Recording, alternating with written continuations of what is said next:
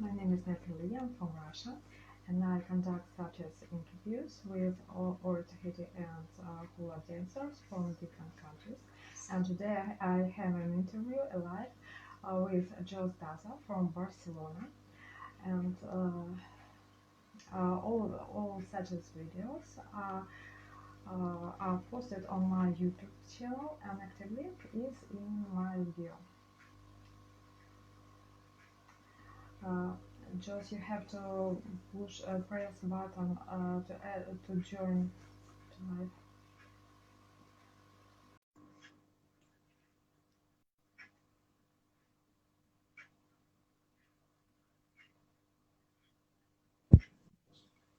Yabrana.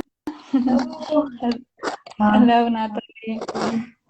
I'm very happy that you agreed to participate in this live. It's very important for me to know that dancers from different countries dances or Tahiti and hula.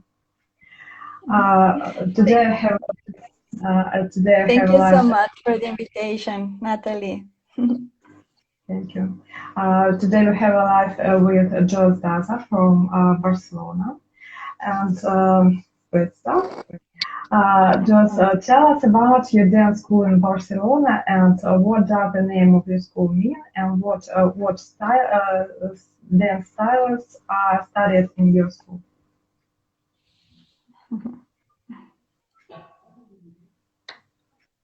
Do you hear me? Yes, I can hear you. Should I repeat, or you heard my question? Yes, can you repeat, please, the question? Tell us about your dance school in Barcelona. What does the name of your school mean, and what dance styles are studied in your school? Thank you. Now I can listen. Thanks. The name of my group, my school, is Noa Barcelona. Noa is a Tahitian word that means fragrance of Barcelona. Noa also means freedom in Hawaiian language. So it means the essence of every dancer and how we create the fragrance as a group with the freedom that gives us the dance. That means the name of my group. Yes, I have to translate it into Russian because not my followers understand English. Сегодня, всем привет, у меня сегодня интервью Джосс Даза, это танцовщица Tahiti хула из Барселоны. И я у нее спросила рассказать немного о ее танцевальной школе, какие стили в этой школе преподаются и что означает название. Школа Джосс называется новое Барселона. Джосс сказала, что новое это слово есть и в тайском языке, и в гавайском языке. То есть это слово в общем означает свобода, вот какое-то вот такое общее пространство. То есть она хочет объединить людей, которые занимаются этими танцевальными стилями.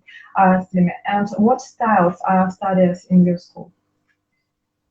We studied hula and Tahiti dance. В школе Нового Барселона они изучают хула и Tahiti, то есть гавайский и тайский танцы. How long has your dance school been around? Well, I emigrated to Barcelona 5 years ago, and I decided to start my own group after 2 years. So nowadays, Noa have 3 years. Я спросила, как долго существует эта школа. Джосс сказала, что она переехала в Барселону из Мексики 5 лет назад, и после 2 лет она вот создала свою школу. Школа существует сейчас 3 года. Tell us about the Polynesian musical instruments and rhythm classes in your school. Okay. Well, we are lucky, really, to have the participation of Daniel Laure in our group. He's a musician from Barcelona, and he learned percussion in Guadalajara, Mexico, with a big group that calls the PG. And so Daniel gave our students in different workshops about PG or rhythms from Tahiti. And so I also teach some possible basic steps to use in every PG. Please repeat the name of the musician. I have a short memory. Daniel Laure. Thank you. Я попросила рассказать Джосс о школах, о классах, которые проводят ее школу по музыкальности. Вот они изучают ритмы и традиционные таитянские музыкальные инструменты. Она сказала, что у них есть такой музыкант Дэниел Рахя. Yes? Yes. The name? Yes. One. То есть есть у них такой музыкант, который переехал из Мексики в Гвадалахара, и он сейчас живет в Барселоне, и они вот занятия очень часто проводят с сопровождением живых инструментов и учат основные ритмы и проходки под традиционные ритмы таитянской музыки. Tell us about your experience learning Polynesian dance. In which country did you start studying them, and how many years ago? And was it Tahitian or Hawaiian dances? Well, I began in Mexico City with an important and big group called Bali High in Mexico City, by the direction of Clara Snell Figueroa. I began there, and I had been dancing like about 17 years. There I learned hula, or Tahiti, and also a little of New Zealand or Aotearoa dance. Джосс начал изучать танцы полинезийские около 17 лет назад. Это было в Мексике, в столице Мехико. И она начала изучать с хулы. Начала в традиционной школе. И вот как мы слышали на прошлом эфире вот с мексиканцами танцовщицы, то есть эти танцевальные стили очень распространены в Мексике. How popular is Polynesian dance in Mexico?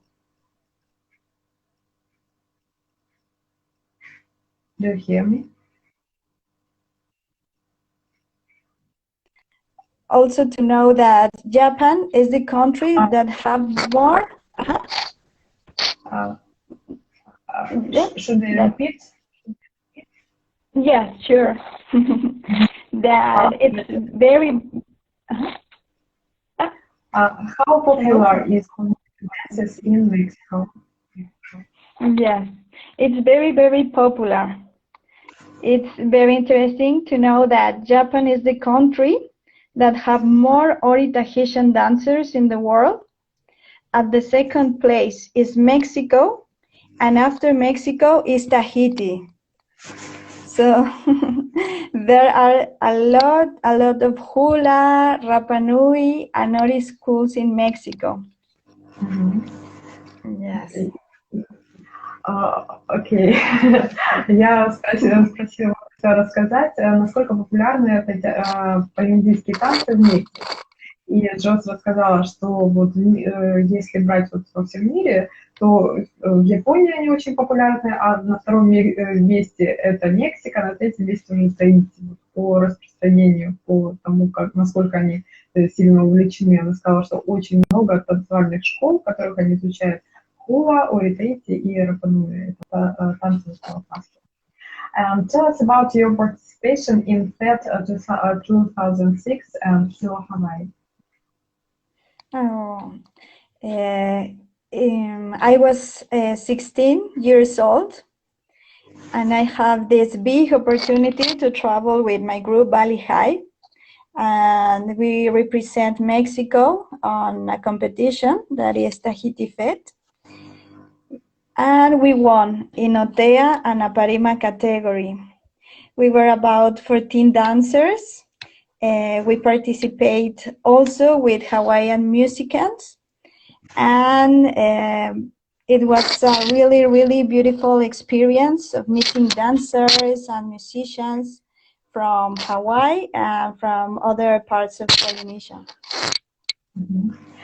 Я попросила рассказать Джосс о ее участии в таком мероприятии, которое называется FET 2006, и проходило это мероприятие, проходил этот фестиваль на Хила, на Гавайях. Она рассказала, что она участвовала в составе группы, когда ей было 17 лет, и они выиграли первое место в группе, танцевали под живую музыку, и там было около 40 участников, как я поняла, 40 групп, говорит, что это был очень интересный, запоминающийся опыт. And how has dance influenced your profession as an art therapist, a psychologist? Well, when I was studying psychology, I always had the interest to mix the psychology and the dance, because I had experienced by myself all the benefits, physical and emotional effects that dance gave me. So I decided to involve myself with art therapy that not only includes movement, also includes draw or write or paint. And it's a kind of therapy that works with the patient, with his creativity and abilities. Я попросила Джосс рассказать, как танцы повлияли на ее профессию. Она занимается арт-терапией, то есть как она изучала психологию, и вот ее отдельное направление арт-терапия. И она сказала, что да, вот в то время, когда она изучала, и вот сейчас она практикует, она применяет именно танцы, в контексте уже арт-терапии, то есть она изучает, как танцы влияют на ее тело, на тело тех участников семинаров, и наряду с рисованием, наряду с использованием музыкальных каких-то инструментов, то есть они изучают еще в этом контексте танцы, то есть и говорит, что танцы очень хорошо влияют на людей, которые хотят разобраться в своем теле. Tell us about your studies at the University of Valle de Mexico, Campus Lomas Verdes. How do they offer you a scholarship for being part of the represented group of Polynesian dance led by Professor Denise Flores? Thanks. Well, the cultural director at that time was Carlos Mondragon, and I have really had a good luck. He watched me on a dance class and he offered me a scholarship. So it was great. And at that time I had really wonderful years. I have been very happy dancing by the direction of Denise Suarez. She was also my teacher when I began at Valley High. And is a person that I still consider my teacher. I also made really, really good friends in that group, my hula sisters, and it's people that I keep in mind all the time when I dance. Я попросила Джосс рассказать о ее опыте обучения в университете Мексики, кампус Лос-Вердес, где ей предложена была стипендия, и чтобы она стала частью группы полинезийских танцев, которые представляли Мексики под руководством профессора Дениса Сквареса. Она сказала, да, действительно, это вот был у нее такой опыт, и она занималась танцами, ей предложили стипендию, и она выступала в составе группы, и они на сцене выходили в разных частях Мексики, то есть это вот, танцы так вот эти очень серьезно воспринимаются, они на серьезной площадке выходят выступать.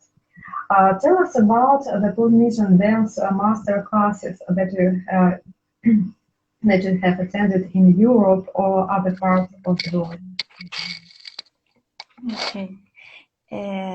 Well, I think it's important to continue learning all the time. I enjoy every workshop, really, and I think, for example, now I remember the energy of Kanani, Asuega. the elegance of Tahia gambit. And I also have the opportunity to learn and listen to workshops with Kumu Kavika. And one very special time I remember is when I went to Hawaii in 2006, and I had the big opportunity to meet the halau of Kumu Rai Fonseca, that raised in peace, with my group at that time in Bali High. It was a beautiful opportunity to listen to him, to take class with him, and also to visit his halau. I remember he has a big and peaceful energy. Yes, como Rai Fonseca. Окей, thank you. Я попросила рассказать Джосс о ее опыте посещения мастер-классов в Европе, в различных частях мира. Какой мастер-класс запомнился больше всего, что она смогла вынести из мастер-класса. Она говорит, что очень важно не прекращать свое обучение, то есть постоянно учиться у разных преподавателей. То есть она сказала, что у всех преподавателей разная энергия, но она всех помнит. Она помнит, какая подача, как обучала Тахия, как вот Куму Кавика обучал. То есть, и также ей запомнилось в 2006 году на Гавайях она обучалась в гавайской халау в составе своей танцевальной группы. Они посещали уроки хула, и она помнит, какая была энергия у преподавателя, вот какая подача, и как он обучал. Говорит, что помнит всех своих преподавателей. Mexican and Spaniards are not the bearers of Polynesian culture. Why do you think Polynesian dances are popular in these countries? Well, I think there are many reasons, really. One of them is because the beauty of the Polynesian culture. Also, I think because we need to feel the contact with the nature, and the Polynesian culture gives it out, and with legends, with music, with costumes. And I think other reason is talking about Mexico. It's because we share ideology. In Mexico pre-Hispanic, we had also a lot of gods that came from the nature. We had sculptors, legends, and also many indigenous community still keep them alive. Я попросила поделиться Джосс мнением, так как вот мексиканцы и испанцы не являются носителями полинезийской культуры, и почему эти танцы так популярны в Мексике и в Испании. Она сказала несколько причин. Конечно, говорит, это очень влияет красота полинезийских танцев, то есть вот красота, вот просто вот визуальная часть, также близость к природе объединяет, почему людям нравится изучать медитацию. Что касается мексиканцев, то вот близость культуры все-таки, то есть в полинезийских танцах там очень много рассказывается о верованиях, о богах, то есть вот эти все постановки, которые танцуются, они танцуются о чем-то, часто вот какие-то такие темы. И говорит, что в Мексике также живут традиции вот именно коренного населения, вот индейцев, которые жили, и там вот поклонение богам природы тоже распространено, и это, может быть, объединяет и вот эти танцы более близкие к мексиканцам. Do you think is it possible to combine the study of Tahiti and hula? Instead of that, I think it's very different than what makes you feel to practice hula and to practice ori. And also Tahiti and Hawaii has his own history and his own culture. So I think it's very, very important to get deep in every culture to learn more from Hawaii and from Tahiti, and not to combine. I think so. But is it possible to combine, or do you not recommend to do it? No, I don't think it's possible to combine these kinds of hula and ori. Я попросила Джосса поделиться ее мнением, то есть возможно ли изучать параллельно хула и ори Tahiti. Она говорит, что эти танцы все-таки очень отличаются по ощущению, когда ты танцуешь хула и когда ты танцуешь ори Tahiti, ощущения внутренние, они очень разные.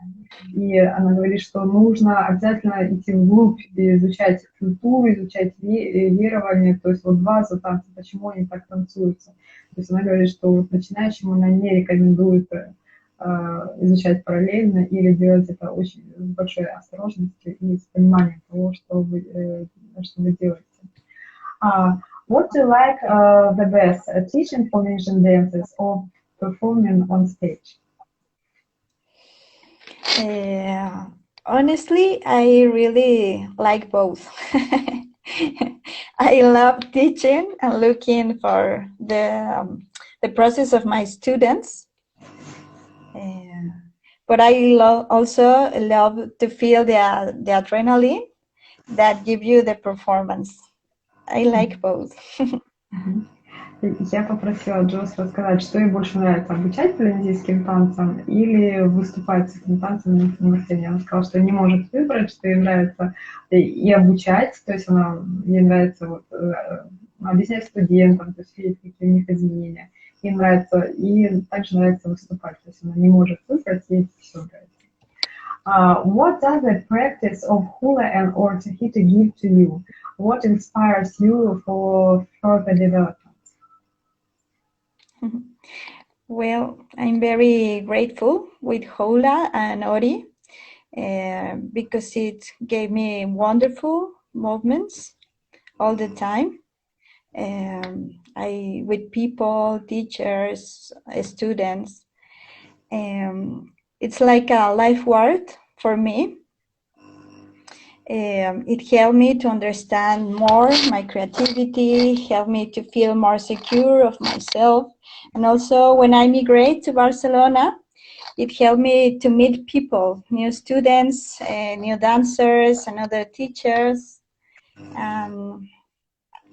Yes, and inspires you for these dance styles. What inspires me is the greatness of the culture. I think it's as big as its oceans. You never stop learning.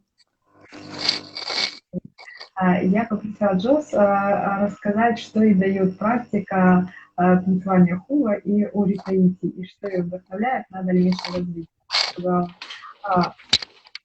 Что ей нравится сам процесс обучения и вот изменение внутреннего своего состояния, что когда ты танцуешь, ты чувствуешь себя умиротворенным, возможно, более защищенным, то есть вот какое-то внутреннее равновесие чувствуешь. И она сказала, когда она переехала из Мексики в Барселону, то есть вот эта практика танцевания, она позволила ей познакомиться с новыми людьми, какие-то новые контакты с новыми танцовщицами, вот именно по этому танцевальному направлению. Также, что ее вдохновляет на дальнейшее развитие, это насколько велика вот эта культура, насколько она имеет глубину, большую полинезийскую культуру, и вот ей нравится углубляться, изучать больше и больше. Give any wish or advice for everyone who studying Polynesian dances? For beginner or maybe for advanced? Well, that if you find the treasure, you should never give it up. And ori or hula will give you more than you can give to her. And also when you dance, enjoy it like if it will be the last time. Enjoy and help your partners. And if someday you have a bad experience, you should learn from that and continue. Never stop dancing and continue learning all the time. Я попросила Джо взять какое-то пожелание или какой-то совет тем, кто танцует и изучает полинезийские танцы. Она сказала, что желает никогда не останавливаться в обучении, много в обучение вкладывать и души, и своих сил и сказала, что хула и ури Tahiti, они потом вам вернут больше, чем вы туда вложили, вы больше получите внутреннего, ну, какого-то внутреннего роста. Она сказала, никогда не останавливаться и никогда не сдаваться. Thank you. You participated in this live. It's very interesting for me. It's very important for me to know that I'm not alone, that there is a lot of people that studied this dance style. It was very interesting. Thank you. This video I put on my YouTube channel, and the next link is my video. Thank you. Bye. Thank you, Natalie. It's been a pleasure and nice to meet you. That's another presence of dance, to meet people on other countries. And Maruru. And it's a beautiful project. It's a beautiful project. Thank you so much. I should translate it.